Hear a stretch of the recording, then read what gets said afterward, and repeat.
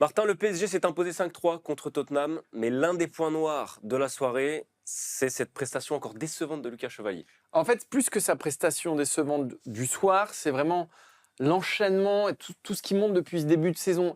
Et presque, je dirais que cette première phase du Paris Saint-Germain, alors il y a eu les mauvaises nouvelles, les blessures, beaucoup de Oui. blessures, mais si on se cantonne au jeu, quand même, Lucas Chevalier, ce qui montre en Ligue 1 et en Ligue des Champions ce soir, prouve que voilà, s'il y a peut-être un point faible dans le 11 type, on va dire, du Paris Saint-Germain, donc tu mets Hakimi, tu mets Dembélé, voilà, c'est Lucas Chevalier qui, moi ce qui m'agace le plus, c'est qu'il ne fait pas la loi dans sa surface. La surface, ça doit être son territoire, c'est là où il doit régner. Et encore une fois ce soir, je crois que c'est le deuxième but c'est le deuxième but Ouais. de Tottenham, où il part, on ne sait pas pourquoi, il juge mal la distance avec le ballon, et finalement on lui chie le ballon sous le nez et ça cause le deuxième but de Tottenham. Ça ne peut pas se passer comme ça quand tu es le gardien des champions d'Europe. Tu dois faire la loi, tu dois montrer que c'est toi le patron, dans les airs, au sol, au pied. Et c'est tout l'inverse qui nous prouve depuis le début de saison. Encore une fois, il n'y a rien de cataclysmique, Ouais. je veux dire, il n'y a pas. Mais malgré tout, c'est tout mis bout à bout. Le match à Lyon, le match à Marseille, ce match-là. Et si on prend le Bayern ou les autres matchs, il y a des matchs où il n'a rien à se reprocher. Mais il ne fait pas l'arrêt qu'il faut non plus. Et ça fait tâche quand tu succèdes à quand même Donnarumma qui a fait une campagne de janvier à mai exceptionnelle.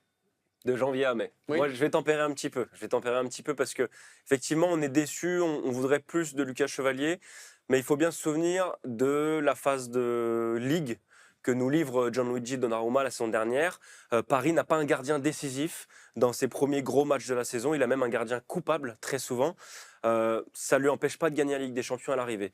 Le deuxième élément qui me fait tempérer, c'est qu'avec Luis Enrique, on est toujours sur des projets qu'il faut lire à long terme, y compris quand on lit les trajectoires individuelles des joueurs. C'est-à-dire que là, Chevalier, il a pris la décision cet été de dire « je veux tel type de gardien ». Ça va peut-être prendre quelques mois, ça va peut-être prendre toute la première partie de saison, mais peut-être qu'au bout, on va voir ce Lucas Chevalier apporter une plus-value véritablement dans le jeu au pied, parce que bon, là, je suis d'accord pour dire que Même pour le jeu au l'instant, même pied, ça, là. on ne le voit pas, donc c'est Non. ce qui est un peu problématique. Mais peut-être qu'à terme, tout ça va faire sens, et à force, on est tenté de faire confiance à Luis Enrique dans ses choix. Je pense que Lucas Chevalier, c'est quelqu'un qui a le cuir épais quand même, qui a un mental assez solide, qui va être capable de se relever de ça. Sa chance, c'est que pour l'instant, il n'a pas coûté Non, il coûte extrêmement rien. cher au PSG. Il Voilà. coûte le match C'est- contre Marseille Voilà. et à un degré moindre Bon, peut-être. c'est un classique quand même, mais Ouais. les limites, on l'a déjà oublié. Ouais. Et il coûte pas extrêmement cher. Donc c'est sa chance. Pour l'instant, ça passe un peu au travers des mailles du filet. Et on a presque plus parlé de lui pour ce qu'il a pu faire en dehors du terrain ou Ouais. pas. Ouais. Entre guillemets, ça a fait plus polémique.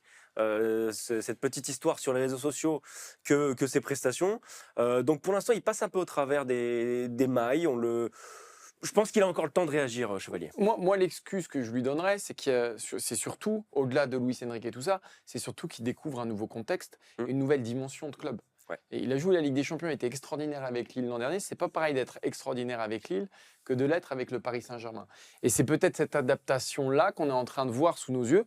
Et moi, je le condamne pas du tout. Je dis juste que quand même, malgré tout, sur cette phase de Ligue, il n'y a pas beaucoup de soucis à se faire pour le Paris Saint-Germain. Ouais. Mais que si en deuxième partie de saison, en huitième, en quart, en demi, tu te retrouves avec un gardien fébrile, et ça sera tout à fait possible, et ce qui ne signifiera pas qu'il ne pourra pas être très bon l'année prochaine, mais s'il lui faut un an pour être bon, eh ben, ça pourra coûter un moment très cher au Paris Saint-Germain parce que tu ne gagnes pas une Ligue des Champions avec un gardien moyen. Non. Regardez tous les derniers vainqueurs de la Ligue des Champions, à chaque fois, ils ont le gardien de la compète, ou presque. Ça se passe tout le temps comme ça. Et là, Chevalier n'est pas le gardien de la compète, loin de là. Et quand tu disais effectivement Donnarumma l'an dernier, etc., la différence, c'est que Donnarumma, il était aussi dans une équipe qui cherchait un petit peu.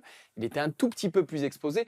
Là, Chevalier, il n'a rien à faire. Mais justement, c'est peut-être de ça Rien à faire, dont il aurait besoin. Peut-être que ça le Ce servirait. soir, c'est 4 tirs, 3 buts. Ouais, ben oui, mais c'est peut-être de ça dont il a besoin. Et c'est en ça que effectivement Paris change de dimension pour lui par rapport à ce qu'il vivait à Lille. C'est qu'il aurait peut-être besoin d'être énormément sollicité, comme c'était le cas à Lille, pour Mais il ne le sera jamais, je pense, retrouver ses sensations. au PSG.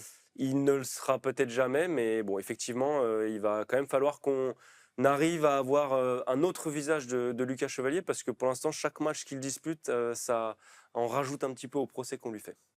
Arthur, le Paris Saint-Germain s'est imposé face à Tottenham ce mercredi 5-3. Et il y a un grand acteur dans ce match-là. On n'a vu que lui ou presque. Vitinha, 3 buts, un gros pétard sous la transversale. C'est ce qu'on appelle un récital. Ouais, un véritable récital. Et franchement, on aurait presque pu s'arrêter à ce qu'il a fait en première période, cette frappe-là. Vous mettez ses statistiques globales à côté, 109 ballons touchés, il réussit quasiment toutes ses passes. Rien que ça, déjà, c'était du très très haut niveau. Mais alors la suite, il se permet même de marquer du gauche, de reprendre confiance sur penalty qu'il obtient lui-même, juste après avoir offert un but à Tottenham. Il avait vraiment envie d'être partout, en fait, Vitinha, mercredi. Mais sans rire, ouais, prestation vraiment extraordinaire de Vitinha. Et moi, ce que j'aime dans la saison de ce joueur et sur les derniers mois de ce joueur, c'est que déjà, il est l'un des seuls cadres du Paris Saint-Germain à ne pas avoir été blessé depuis le début de saison. Il est un espèce de fil rouge de Luis Enrique depuis des mois et des mois. Il est toujours là, il est très rarement remplaçant, encore moins ménagé. Je m'amusais à regarder, il a été ménagé que 3 matchs depuis l'entre-deux demi-finale contre Arsenal la saison dernière. Ça vous donne une idée de son utilisation par Luis Enrique. C'est le pilier de cette équipe. Et là, c'était juste une flagrante démonstration mercredi. Alors, c'est intéressant de mettre en parallèle Vitinha et João Neves, qui a beaucoup marqué aussi en ce début de saison, qui a été indispensable. Fabien Ruiz, qui a marqué aussi aujourd'hui.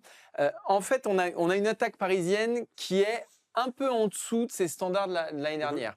À cause des blessures de Doué et de Dembélé, mais aussi un Kvara qui a du mal un peu à enchaîner, un Barcola pareil, qui se fatigue un petit peu, et qui prend le relais pour marquer.